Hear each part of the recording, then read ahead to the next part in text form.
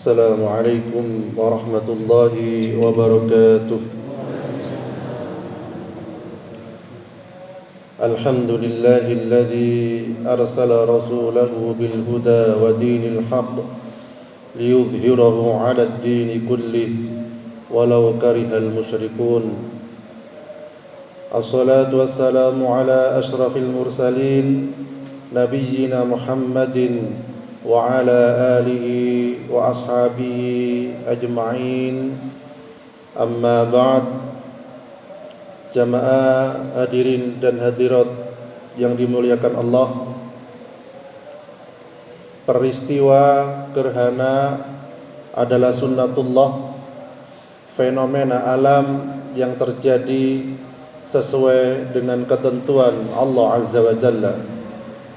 Allah mengatur pergerakan alam secara detail dan rapi. Allah Subhanahu wa taala berfirman, "Wasyamsi tajri li mustaqarrin laha, dzalika taqdirul azizil alim." Dan matahari berjalan di tempat peredarannya, demikianlah Allah yang Maha Perkasa, Maha Mengetahui. Rasulullah sallallahu alaihi wasallam mewasiatkan kepada kita pada saat gerhana untuk memperbanyak zikir, doa dan istighfar. Sebagaimana dalam sabda beliau, sesungguhnya matahari dan bulan adalah dua tanda dari banyak tanda-tanda kekuasaan Allah. Keduanya tidak mengalami gerhana karena wafatnya atau hidupnya seseorang. Jika kalian melihat gerhana, maka berdoalah kepada Allah, perbanyak takbir, lakukan sholat dan bersedekahlah. Hadis riwayat Bukhari.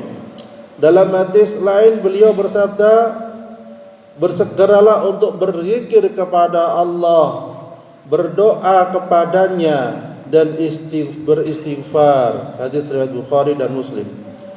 Jamaah hadirin dan hadirat yang dimuliakan Allah, perintah khusus untuk melaksanakan zikir, doa dan istighfar di waktu gerhana adalah momen khusus yang jarang sekali terjadi. Setidaknya bisa dua hal pelajaran yang bisa kita ambil. Pertama, peristiwa gerhana adalah salah satu momen yang mustajab. Doa kita akan dikabulkan oleh Allah Subhanahu wa taala.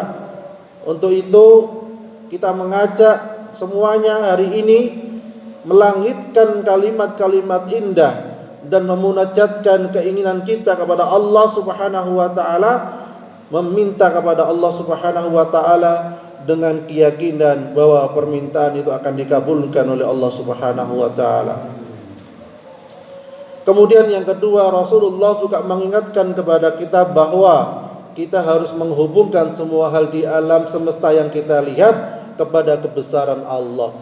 Ini keagungan Allah, kebesaran Allah.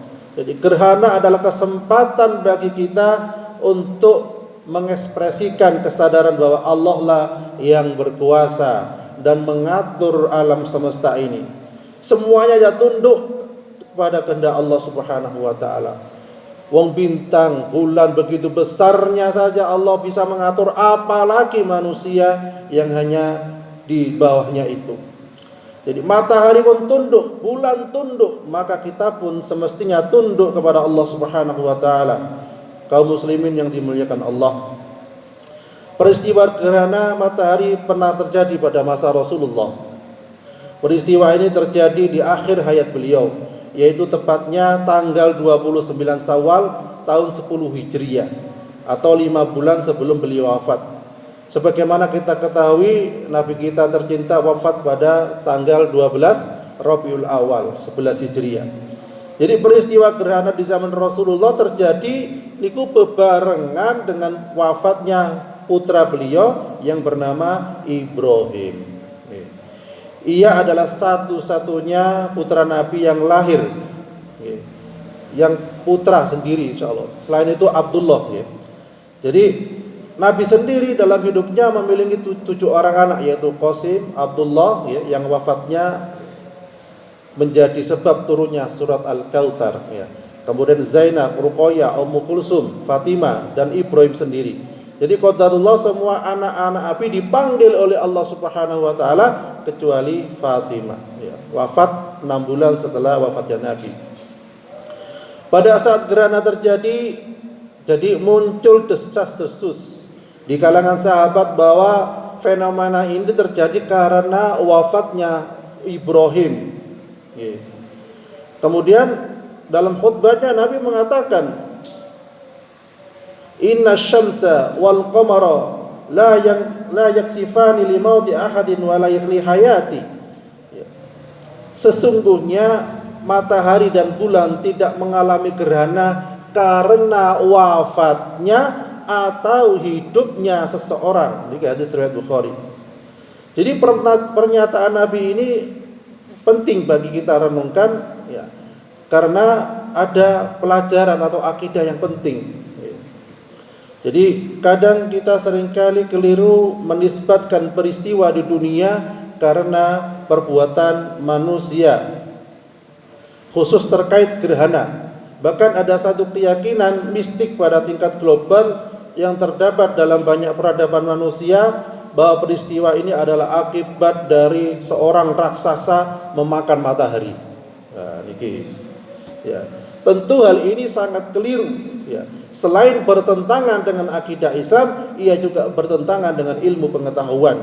Begitu juga ketika kita memberikan pengetahuan kepada anak kita, anak didik kita atau cucu kita. Kok bisa terjadi gerhana? Oh, iku raksasa le sing ngelek. Nah, tidak boleh seperti itu. Walaupun sekedar dongeng, tapi itu bisa masuk akidah kepada anak-anak, keyakinan. Akhirnya anaknya yakin raksasa itu kuat, sakti dan lain sebagainya. Ya, yang betul adalah Allah lah yang maha sakti, Allah lah yang maha segalanya, Allah lah yang tidak pernah mati. Kaum muslimin yang dirahmati Allah. Jadi kembali kepada Ibrahim, ia wafat dalam usia belum genap 2 tahun. Ya, ada riwayat yang menyebutnya ia wafat pada usia 1 tahun 4 bulan.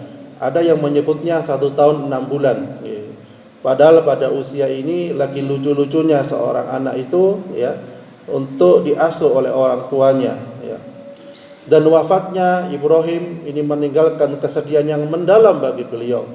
Sampai air mata beliau menetes. Ya, menetes deras ya. Kemudian seorang sahabat Abdurrahman bin Auf itu sampai mengatakan kepada Rasulullah, "Wa anta ya Rasulullah." Ya, maksudnya kok nangis pisan Rasulullah. Ya. Kemudian Rasulullah bersabda, "Innaha rahmah." Ya. Ini adalah tangisan kasih sayang. Ya. Kemudian beliau mengatakan juga, sesungguhnya mata ini bisa menitikkan air mata dan hati ini bisa sedih. Namun kami tidak mengatakan sesuatu yang tidak diridhoi Rabb, yang tidak diridhoi oleh Allah Subhanahu wa taala. Kami sesungguhnya kami bersedih dengan kepergianmu wahai Ibrahim. Ibrahim itu putra dari Nabi Muhammad SAW, bukan Nabi Ibrahim yang terdahulu ya. Kaum muslimin yang dimuliakan Allah, pelajaran penting juga yang bisa kita ambil dari jawaban Rasulullah ini, yang pertama adalah kesedihan saat musibah terjadi adalah manusiawi. Kesedihan justru menunjukkan ada kasih sayang dalam diri kita. Sedih juga tidak bertentangan dengan sabar. Orang yang bersedih dan menangis bukan berarti ia tidak sabar. Sabar artinya adalah mengontrol ucapan dan lisan kita supaya tidak mengucapkan kalimat buruk dan perbuatan buruk. Kita tidak merusak diri dan orang lain, dan juga tidak frustasi. Kemudian yang kedua, menunjukkan tingkat keteguhan hati dan kesabaran Nabi Muhammad SAW. Beliau adalah makhluk Allah yang paling banyak diuji Allah. Beliau kehilangan ayah ibu saat kecil, kehilangan istri dan paman di puncak rintangan dakwah, akhirnya juga kehilangan anak di usia tua sebelum lahir. Ya. Kecuali sejak kecil beliau jelang wafat Nabi tidak berhenti diuji Allah Subhanahu wa taala. Jadi pelajaran yang bisa kita ambil dari teladan Nabi Muhammad sallallahu alaihi wasallam adalah pentingnya sabar menghadapi ujian. Ujian adalah mekanisme yang Allah pilih untuk meningkatkan derajat kita di hadapannya. Diriwayatkan dari Anas bin Malik, Rasulullah bersabda, sesungguhnya besarnya pahala itu sesuai dengan besarnya cobaan. Dan sesungguhnya apabila Allah mencintai sebuah kaum, niscaya Allah akan memberikan cobaan kepada mereka. Maka barang siapa yang ridho dengan ketetapan Allah, maka Allah akan ridho kepadanya. Dan barang siapa tidak ridho, maka Allah pun tidak akan ridho kepadanya.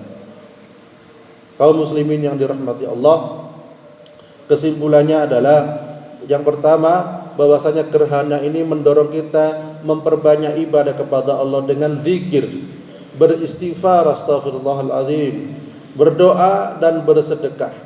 Mumpung bulan Ramadan, apalagi Ramadan terakhir, bertepatan dengan terjadinya gerhana, marilah kita meningkatkan ibadah ini, istighfar, doa, bersedekah. Siapakah yang utama momen sedekah yang harus kita lakukan? Yang terutama adalah kepada yang terdekat bagi kita, keluarga kita, orang tua kita, ya, kemudian saudara-saudara kita yang terdekat, yang kurang mampu, yang berhak untuk kita berikan sedekah.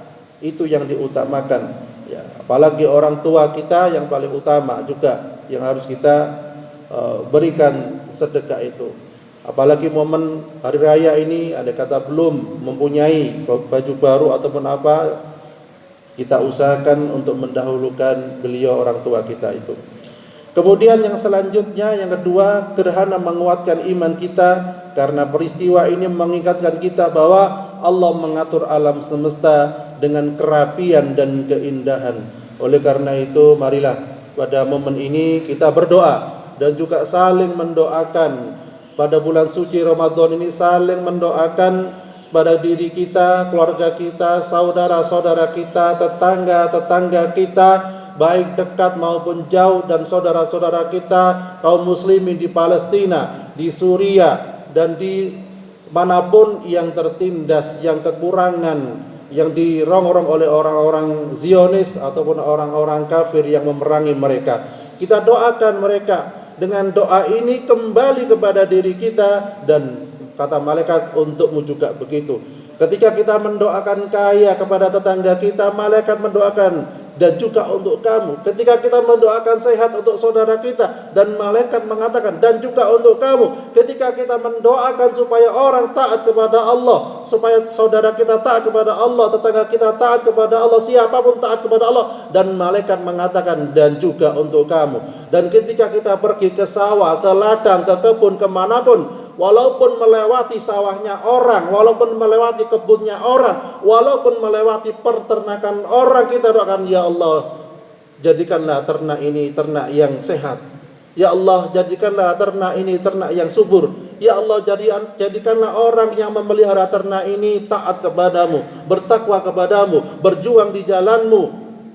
Dan ketika kita melewati persawahan yang hijau, kita doakan, ya Allah, jadikanlah sawah ini sawah yang membawa manfaat bagi keluarganya, menjadikannya dekat denganmu dan bertakwa kepadamu, dan dikumpulkan bersama keluarganya di surgamu, ya Allah. Ketika ini kita lantunkan sering, sedikit demi sedikit, insya Allah akan menghapus hati yang kotor, akan menghapus hati yang penuh dengan iri dan dengki, akan menghapus hati ini yang penuh dengan dendam, penuh dengan angkara, penuh dengan sifat-sifat yang tidak baik. Karena doa ini adalah bukti kita, walaupun tidak diketahui saudara kita, walaupun tidak diketahui oleh tetangga kita, walaupun tidak diketahui oleh siapapun, kita hanya berdoa kepada Allah Subhanahu wa taala, berdoa, ya Allah, berikanlah kemakmuran pada desa ini, pada negeri ini, pada saudara kami, pada tetangga kami, pada pejuang muslim, pada siapapun yang berjuang di jalan-Mu, ya Allah, berilah kemudahan kepadanya, berilah kelancaran rizkinya, berilah kemurahan-Mu, ya Allah.